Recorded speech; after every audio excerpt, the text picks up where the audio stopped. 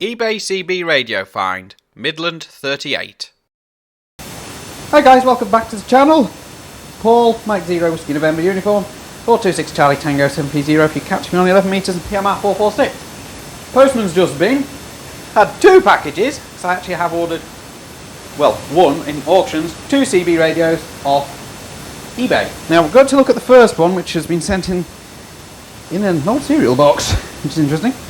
I've took all the address label and everything off it because I don't want you guys getting hold of my address because that won't be great. So let's see if I can get in here. I think I know which one this is as well. Okay. Without cutting my fingers, but you know. This is why I'm doing this one now. And I'll be doing the other one later because I think I know which one this is. And, well, actually, I do know which one this is. Okay, what we got? Lots of shredded paper for starters. It's getting absolutely everywhere. Yeah. This ain't going well. I don't even have a bin in here. But this one, yeah. This one, rather looking, Midland 38. It's actually not that bad, but it has this bit of foam on it. Not sure what that's all about. Back looks alright. First thing, it comes with a mounting bracket. Looks like it has been switched on at some point, but that potentiometer feels a bit wobbly, so I'm a little bit concerned about that. Yeah. Okay. First things first. Keep the on-off controls buggered. Excuse the French. You know. Let's have a look at the inside of this. Didn't pay too much for this. It was 20 quid including postage. So, you know, if I can get it working that'll be good, but I think the on-off control might have a bent shaft. That would be quite a problem because it's a custom part. So I'll get rid of the box it came in. Doesn't matter if this works or not. Get it rid of all the just got everywhere. It's just buried everything. So I'm going to open her up. Oops, other way. Don't think anyone's ever been in that.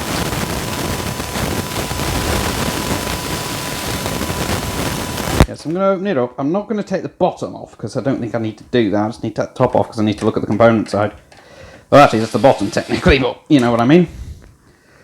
So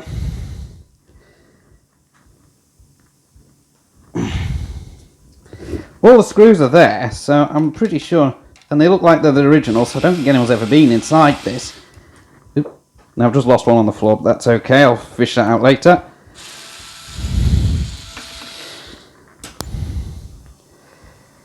Okay, so let's have a look in here. Now if I remember, the speakers are soldered on these. Yeah, this is no exception. I've got it off though. Okay, so I'm looking for signs that the coil stretcher has been in here. Doesn't look like it. The VCO looks okay, looks all sealed up. The coils don't look immediately obviously screwdrivered, and the electrolytic capacitors all look to be okay. So, next thing I'm going to do, I'm not going to screw that down yet. So I'm going to untangle the power cable, which the ends on that look a bit corroded, so I'm going to cut them off, the corroded ends off anyway, and we're going to try and power this thing off my bench supply on the other side of the room. So there's no fuse in this, so I'm just going to have to hope it doesn't try and pull too much current. But I think my power supply should shut down if there is a overcurrent situation. Although, having said that, I do have a fuse holder, and I think putting that in line might be a good idea first before I continue. So, just need to find something to snip these ends back. I'm going to have to use these rather horrid snips because it's all I've got right now. Cut those ends off. I haven't got a microphone specifically for this type of radio. It's a Midland 38. But what I do have is one for my Midland 78, which should fit and work. So Obviously, I want to test this to see if it's actually putting any transmit power out. I don't know if it is. So that's one of the first things I want to find out. So I'm going to strip these wires back. I should really connect this up with a fuse in line. I might strip a little bit more off those actually.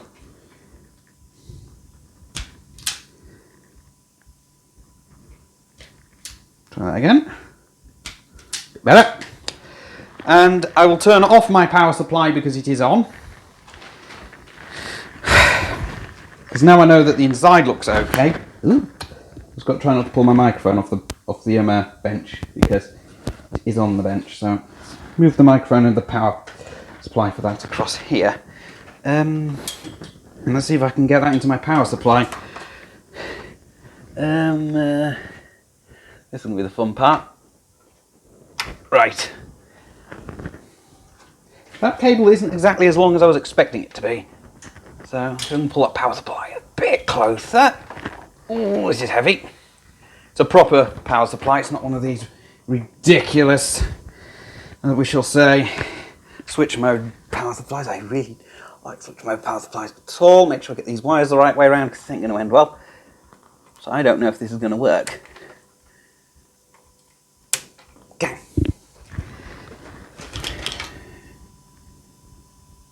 Oh. It does actually power up.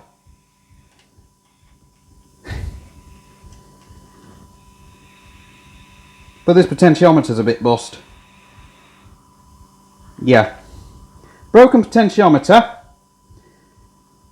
But it does actually switch on.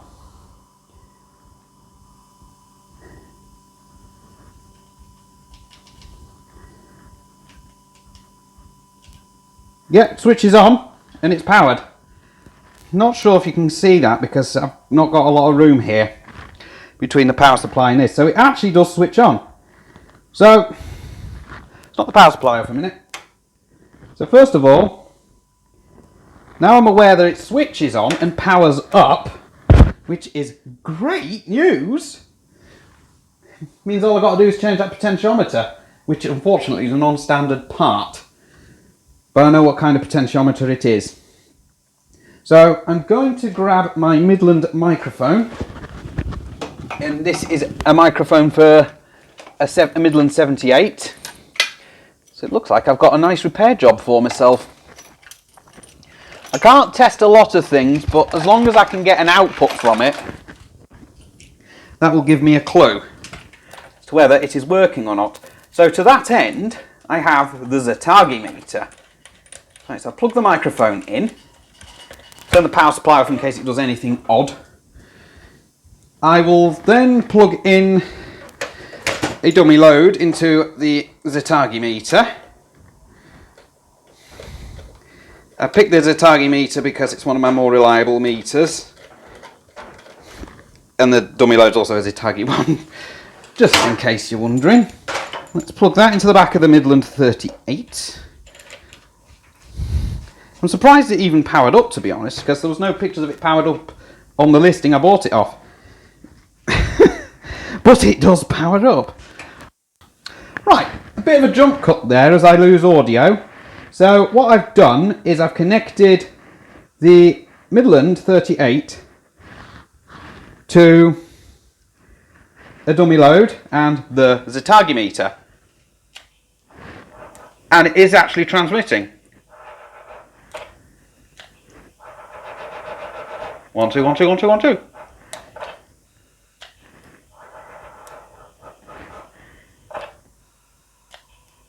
1 2 3 4 5 5 4 3 2 1. And that's good news.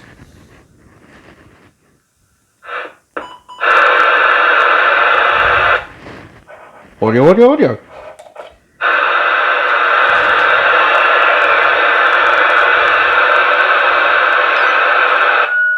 One two one two one two one two.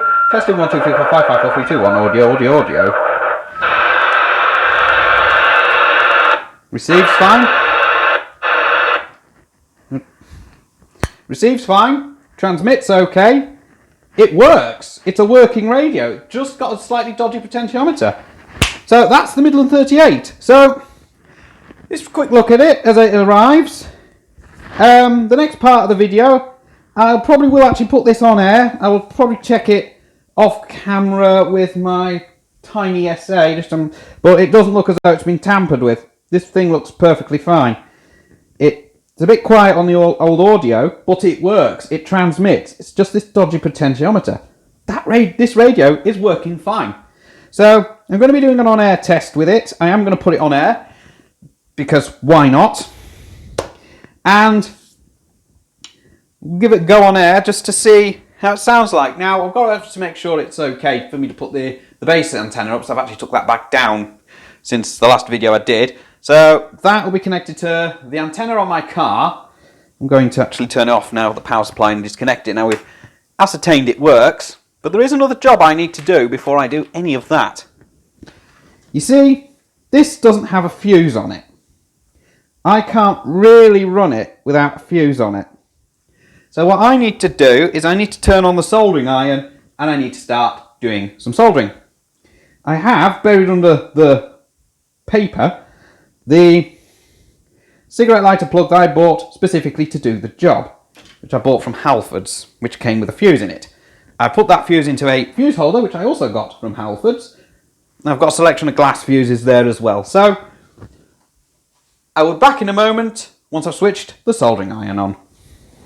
Rightio, soldering iron is on and is getting warm. If it's not already up to temperature, it will be soon. I'm just going to be careful, don't knock my mic out here.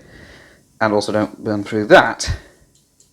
Now the solder I've got at the moment is that atrociously bad, let's move this meter out of the way, lead-free solder. Which is, the other solder I've got there is lead solder, but it's the wrong kind of gauge for what I want to do. So what I want to do is I'm going to tin the wires on this, both of them, and put them into a cigarette lighter plug. The reason I put a cigarette lighter plug on is so I can just plug it straight into the car without messing about. I could use Anderson power poles, but for a CB radio that dates back from the 1990s, I don't really see the point. So, I'm going to tin the wires. Doesn't matter which order I do them in. I think I can probably strip too much off with a cigarette lighter plug, but that's I'll sort out. Right, so. Okay, so bit of a jump cut there because I'd lost audio again from the microphone, but that's not something that I don't need to worry myself too much about because obviously get cut out the video. So I'm recording on a different device today. I'm recording on the Samsung Galaxy S8 because I didn't trust the Oppo in any way, shape or form to actually do the job. So the fact that both the radios I'd won had arrived was actually pretty good. So at the moment I'm tinning the positive wire. I might have gone a bit too much there, so I'll move that out of the way. And now I'm tinning, about to tin anyway, the negative wire, which is the black one. Remember, connect red to positive and black to negative. Connect them the other way around. Some of these radios have a protection diode in them, not all of them. I'm not sure about this particular one because, you know, it probably does. I can get a circuit diagram and the instructions off the World Wide Web. I mean, the only thing I need to do to that radio is change that potentiometer. That's going to be a difficult part to find though, because it's non-standard, as it turns out. And I know this as I frequently watch the servicing videos done by Richard on UK FMCB radio servicing, and he has actually done one of these.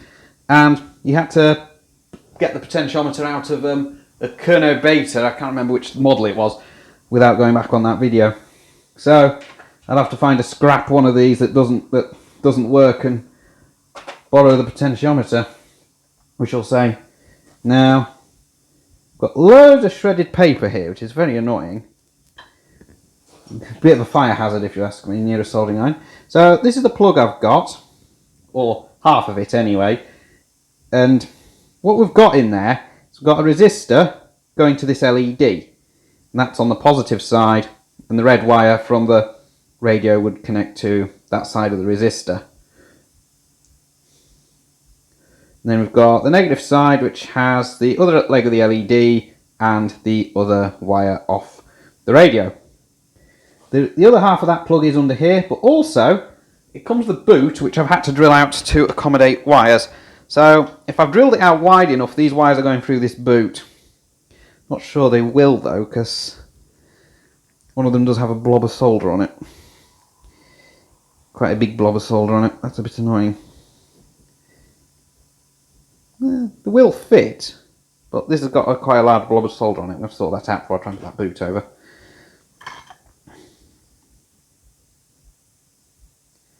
That's a bit better.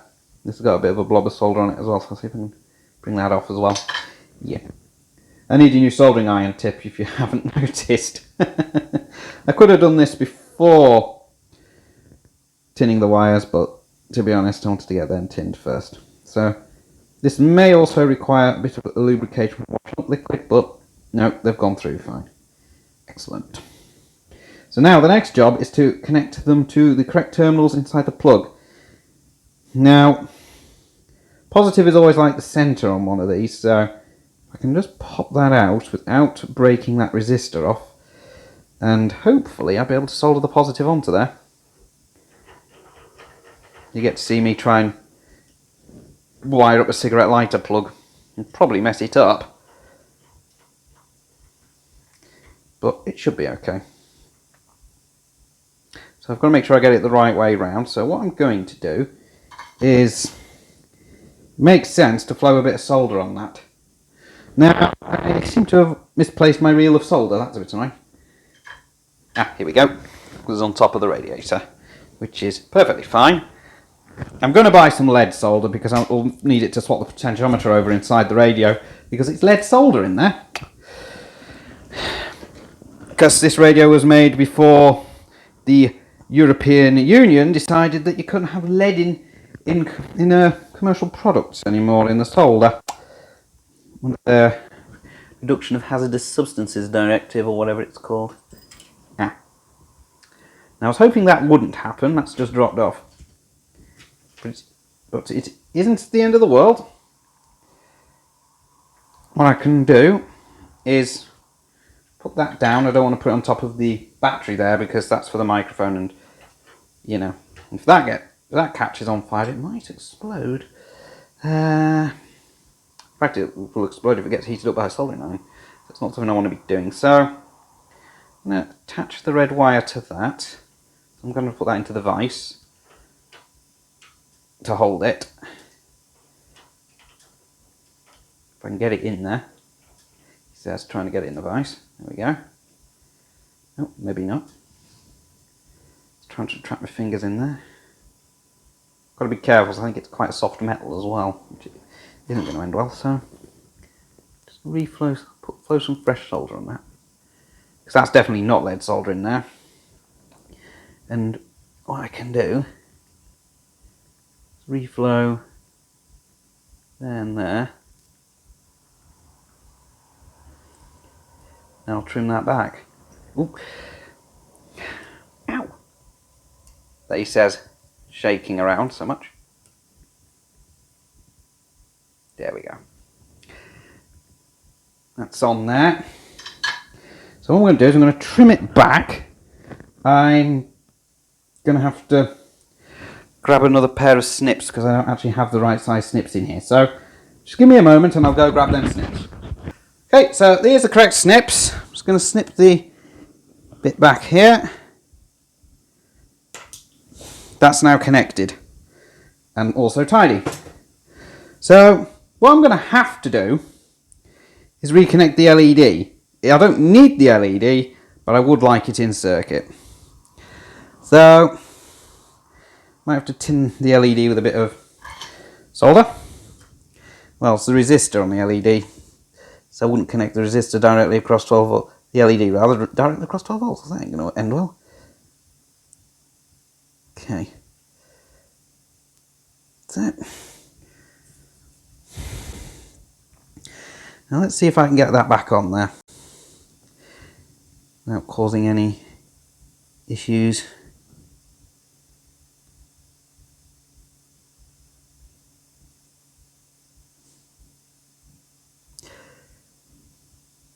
Yeah, hasn't quite gone on, has it? Trying to reflow it back on, because I did tin it. There, it's on. Okay. So the positive side is now wired in a fashion. Be careful here. So I don't want to break the resistor or short it out against the other side, because short circuit isn't going to end well. So let's see if I can get that back in the place I want it, which would be in there. So that's now back in place in there. So all I've now got to do is connect to the negative side. So in order to do that, I need to pull the contact out of here because it's not going to end well. I'm going to push the LED back through there. Not if I can, and I'm going to try and resolder that, because I would like the LED there, because that'll indicate if the fuse in the plug has blown. Oops, and there goes the other side. We'll come to that in a little while. So I'm going to pop that back through there. Make sure that it's the correct way round. It is. I'm going to pop that through. And find the solder again. There it is. It's on the radiator still. I do need a new soldering iron tip for my soldering iron. Got these ones off eBay, so it's not too much of an issue. Okay, that should now be on there. Hopefully. It is. So that's okay.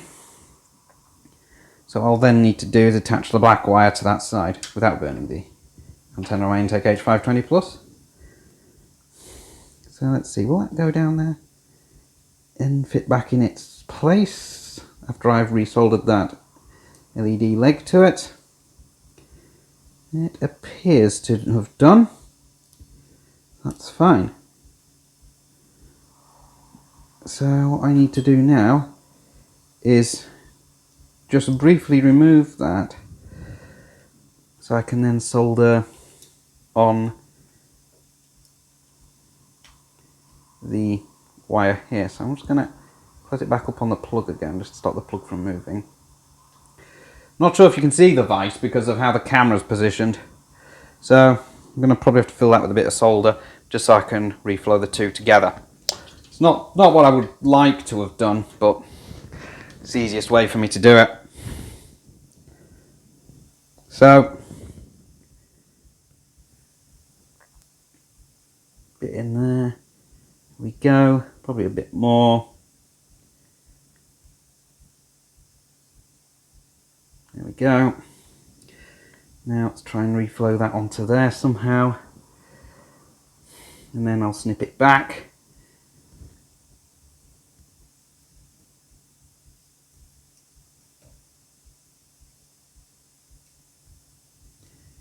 Give it a minute. Seems okay. Bring in the snips. Ooh, that's quite close to connector there, so that's going to be fun, isn't it? Hasn't melted the plastic, has it? No, it hasn't. That's okay.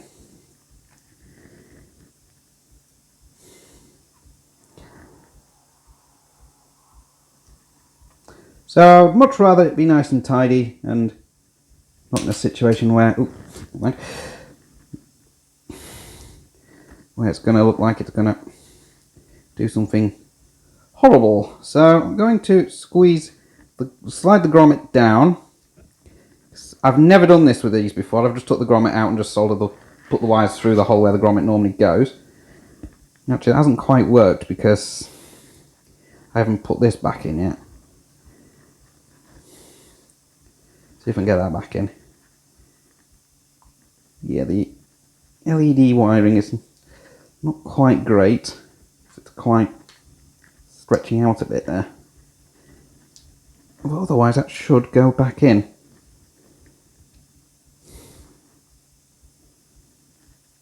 Okay, should be in position. If it isn't, right, because the LED wire's not long enough. That's kind of not gone in. Yeah, the problem with wiring cigarette lighter plugs is it can be a bit of a pain.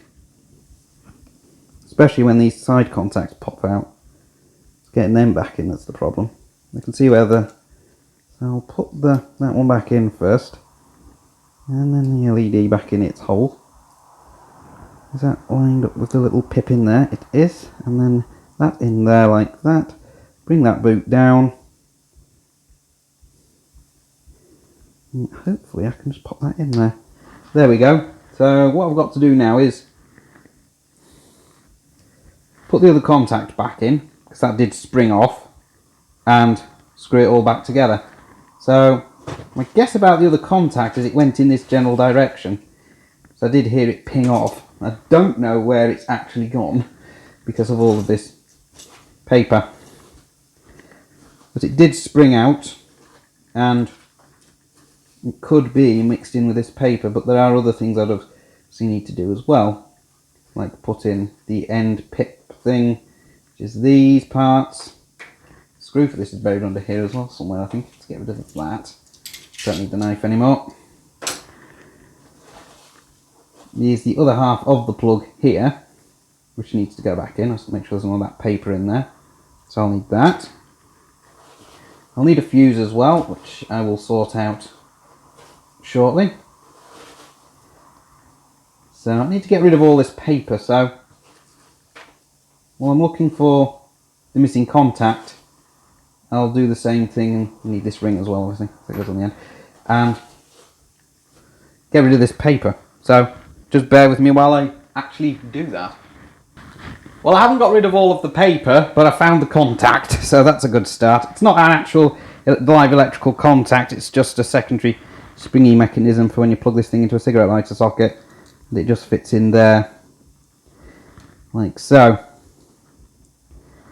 So this plug is rated to a maximum current of about 5 amps.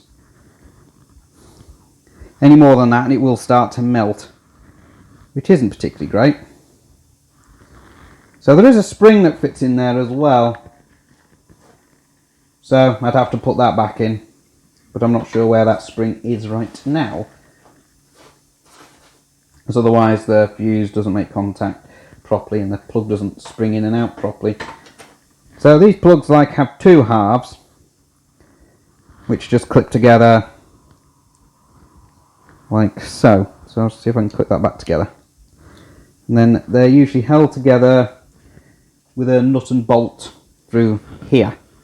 Now I should have that. There, I've just lost the audio. So there should be a nut and bolt that fits through the hole. So I've just put the plug back together, and I'm going to have to move this battery pack. So I'm just going to pause here whilst I do that. Right, so I've put the nut and bolt into here. It's just a screw goes through that hole there, and there's a nut in that side there. That's all that is. So that plug is partially reassembled.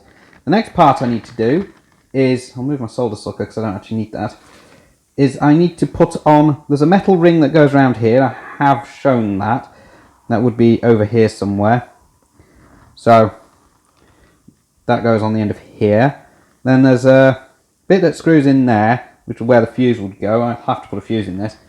And there's usually a spring in there as well to allow the little stud to make contact. So I'm just trying to find that metal ring. So I might have to pause again while I look for that. Yeah, this looks like it's going to be a pause of the video job because I can't actually see it at the moment. So I'll just be back in a moment. Okay, so that's the bit that goes around here, like that. That just fits on there and just pulls off. This bit screws into here. There's usually a little stud in there, but I'll just show you how this goes. So if I was to, you make sure I don't cross thread this either. It shouldn't be possible. So that screws into there like that. Now there should be a little stud and a spring in there, which should be actually be on my bench if they're not. So just stop again while I try and have a look for those.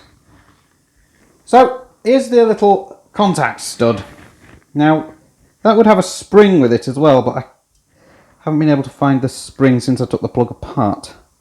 But that's not a problem, because what I can do is I can put a different spring in there because I should have a plug with one of those in it, and I can just replace it later. Move this tool out of the way without losing things down the back of that radiator, because that unfortunately does happen. And also, unfortunately about the springs is I like to make a disappearance. So there's a pack of fuses. These look like they're actually not quick blow fuses, they look like they're actually slow blow ones, which is very annoying. But that's not an issue because the plug came with a 5 amp quick blow anyway. So I'm going to pop one of these in here. There has to be a spring in there in order to allow the contact to be made. So I've got a spare plug that I'm not using anywhere. I can borrow the spring from it. I think I know where there is one actually, if I can see it to hand.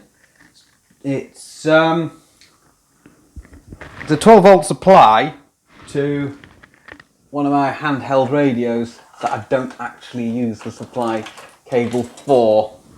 Might be a slightly different spring, but it should do the job. So I'll tip it out if I can get it out. And I'll put that to the side there. So the purpose of the spring is it goes in there and makes contact. So I'll get rid of this without pulling the microphone wire, because I don't actually need this cable. I don't use it anyway, but that's not a problem. If the original spring turns up, it turns up. If it doesn't, it doesn't. So rather than put the fuse in first, the spring will go in there, and it does carry current, which is somewhat annoying. And the spring goes in, the fuse goes in, that lines up with the fuse. Hopefully that spring will press down on the contact inside, if I can get this right, and make contact. So I'm now going to plug this into my bench power supply, because it does have a cigarette lighter socket, and we'll see if I can actually power it up. Now the supply is off at the moment. Let's see if I've done a good enough job, or whether something will go bang. Oh goodness, tight.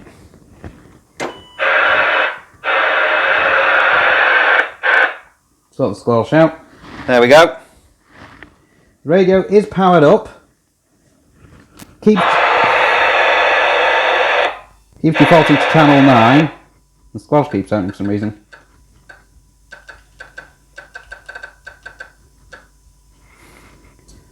So I'm not sure whether there's something wrong with this cable or not, but 20. Yep, and how much current is that drawing out of interest?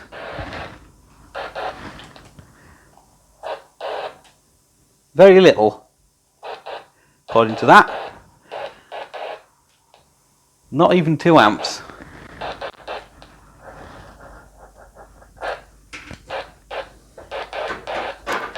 Check I'm still actually getting the full power output out of it. So in the watt setting, 10 watt setting, yeah, that's good enough for me. It's probably a little underpowered, but it's good enough for me and it's doing the job.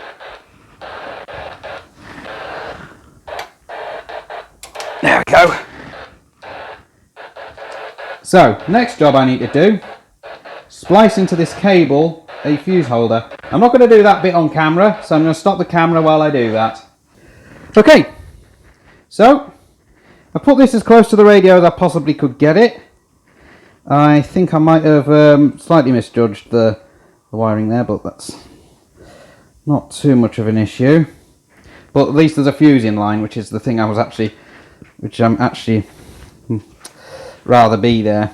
So the fuse holder has a black wire on it, which I don't quite understand as to why they chose black, when most of the time the fuse holder is actually plugged in to the positive side. So let's plug it back into the power supply. Hopefully. Turn on the power. There we go. Still works, still defaults to channel 9.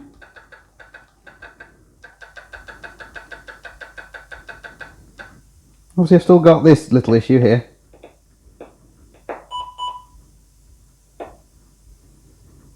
So that's a bit annoying. And still on the dummy load on this receiver. 1 2 1 2 1 2 1 2. 1 2 3 4 5 5 4 3 2 1. Woo! Audio, audio, audio.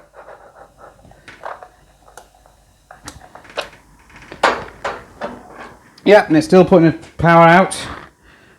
I'd say that's a job well done. So, this radio is ready to go on air, I think. Well, once I've given it a check over with the spectrum analyzer just to make sure it's not doing anything in anywhere it shouldn't be. But, seems to be okay. Works, apart from this dodgy potentiometer. So, I'm happy with that. So, hopefully, the next part of this video will be this radio being put on air. So, I'll catch you when I get to that part. Okay, I'm actually at the normal location. The volume's a bit louder on the microphone for a change. That's good. I'll move that out of the way. Let's put it down there. That'll do. So, situation here is I've got the camera on a tripod of these knockoff Gorilla Pod things wrapped around the gear stick. The microphone plugged into the radio is the one off my Midland 78. There is activity on the 1.9, but I've silenced it because I've got to switch in between the antenna, this, and the T-3000. I'll be going to channel 40, which I think I could do from here. I can do it from the microphone. The lock button does not work in this instance, so I don't expect that to do anything. So, we're on channel 119 EU. There might be some colourful language, you have been warned.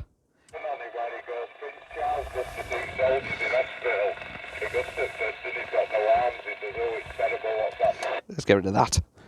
So, let's go back onto there. Let's see.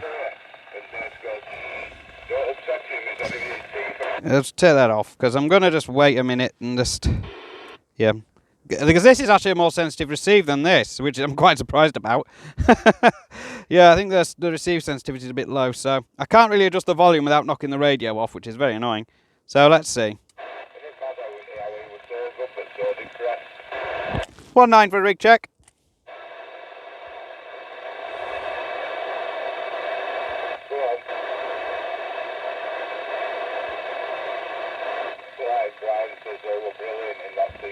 Okay, I think there was nothing going to happen there.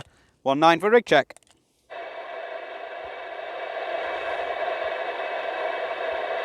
Yeah, nothing. Let's put that back to the T-3000 for now. Yeah, that was never going to happen. So let's go to channel 40.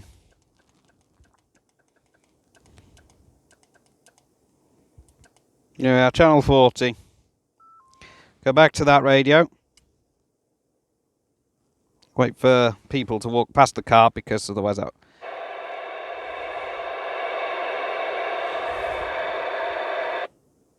There we go.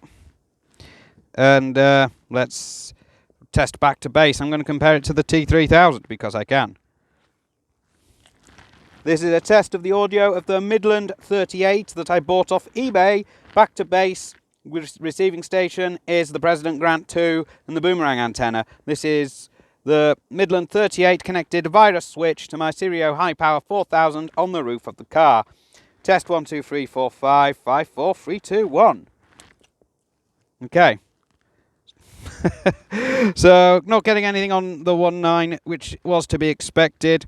So let's go to channel 40 on... Ooh, do you not want to key that up? It's not connected to a load right now. So if I go to channel 40 on here, click the switch. Now key up on the T-3000. Oh, maybe you want to knock that onto a different channel.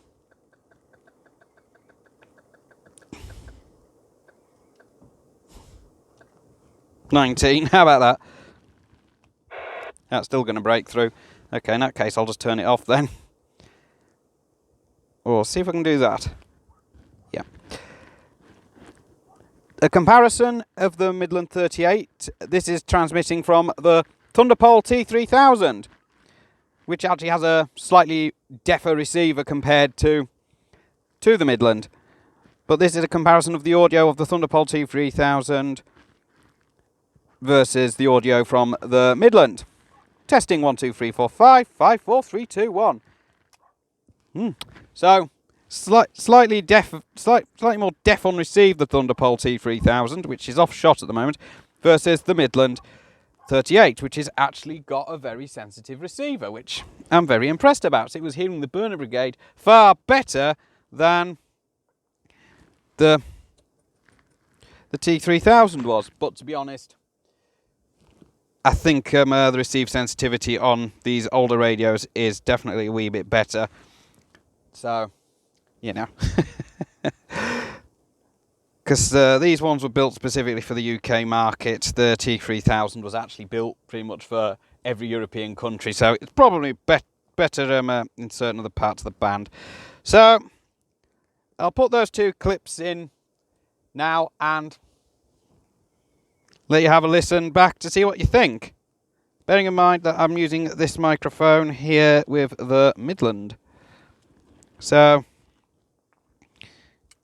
are those people on 19 still there? Have they gone? Yeah, I've got ones, prostitute ones, you know, with no arms and legs. Yeah, because on 1.9 on the T-3000, I can't actually hear that as well.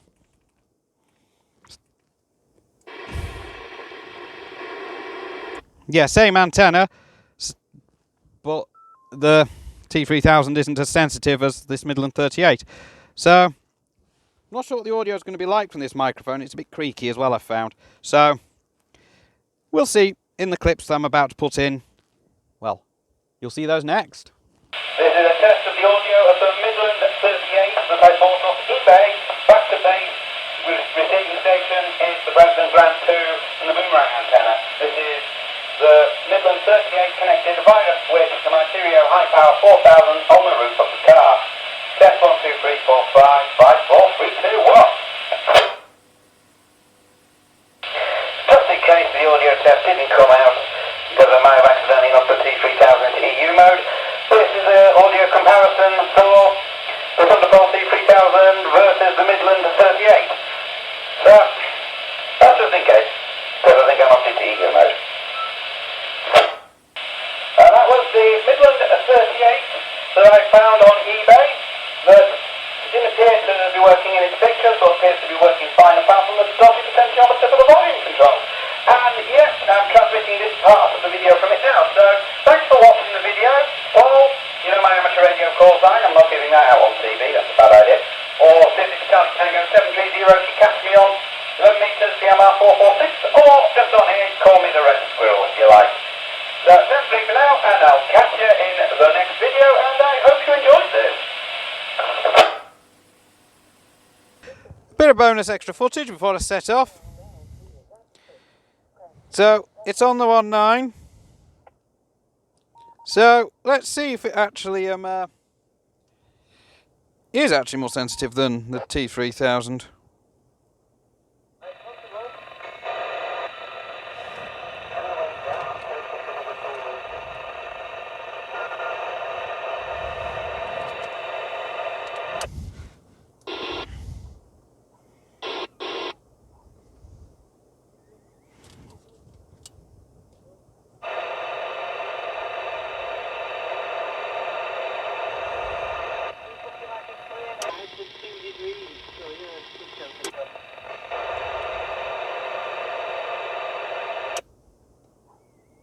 I would say so.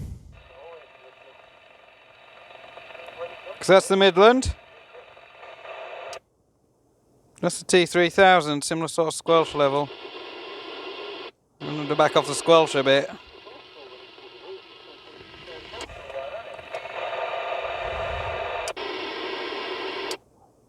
Yeah.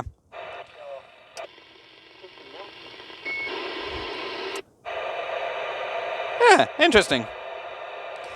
Right. I'm definitely off this time. 7-3 for now.